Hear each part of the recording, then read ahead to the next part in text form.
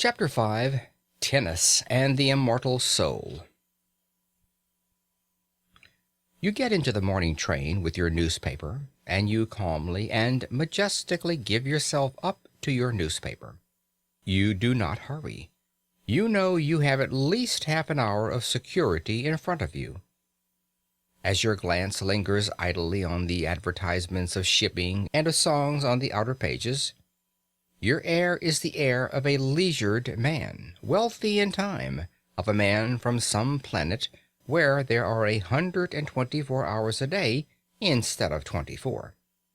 I am an impassioned reader of newspapers.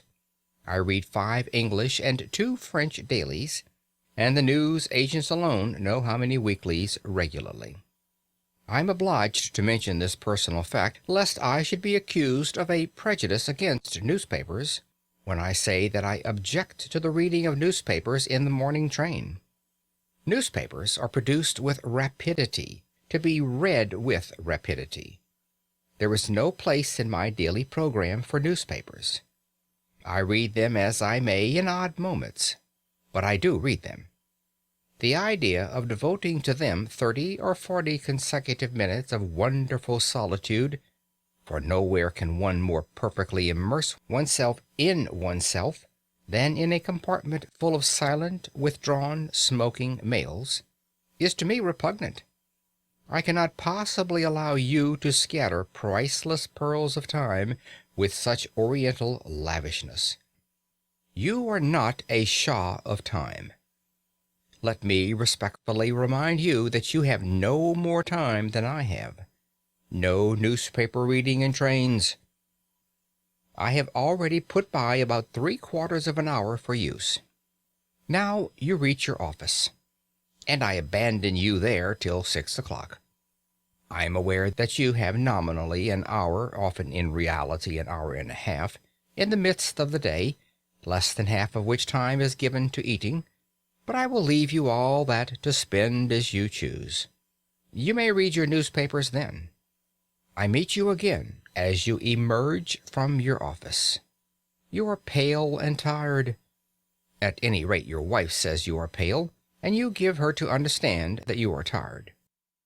During the journey home, you have been gradually working up the tired feeling.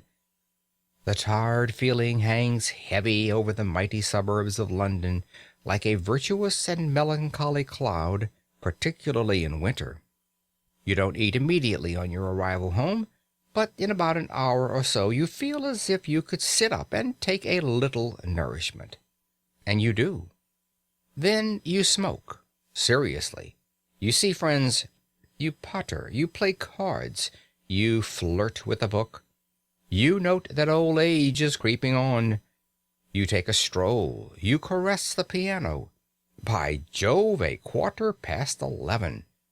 You then devote quite 40 minutes to thinking about going to bed.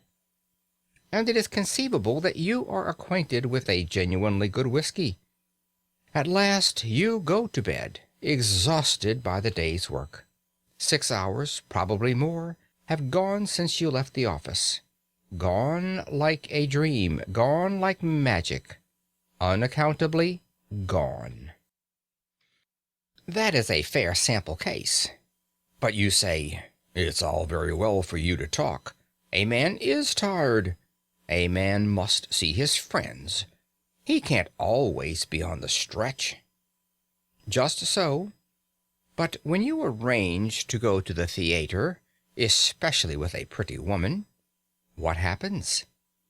You rush to the suburbs. You spare no toil to make yourself glorious in fine raiment. You rush back to town in another train. You keep yourself on the stretch for 4 hours, if not 5. You take her home. You take yourself home. You don't spend 3/4 of an hour in thinking about going to bed. You go. Friends and fatigue have equally been forgotten, and the evening has seemed so exquisitely long, or perhaps too short.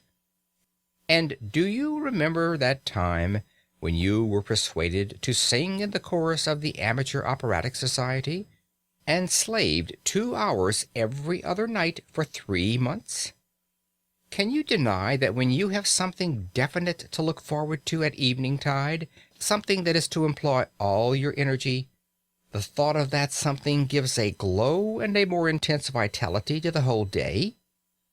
What I suggest is that at 6 o'clock you look facts in the face and admit that you are not tired, because you are not, you know, and that you arrange your evening so that it is not cut in the middle by a meal. By so doing, you will have a clear expanse of at least 3 hours. I do not suggest that you should employ 3 hours every night of your life in using up your mental energy. But I do suggest that you might, for a commencement, employ an hour and a half every other evening in some important and consecutive cultivation of the mind. You will still be left with 3 evenings for friends, bridge, tennis, domestic scenes, odd reading, pipes, gardening, pottering, and prize competitions. You will still have the terrific wealth of 45 hours between 2 p.m. Saturday and 10 a.m. Monday. If you persevere, you will soon want to pass 4 evenings and perhaps 5 in some sustained endeavor to be genuinely alive. And you will fall out of that habit of muttering to yourself at 11:15 p.m., "Time to be thinking about going to bed." The man who begins to go to bed 40 minutes before he opens his bedroom door is bored. That is to say, he is not living.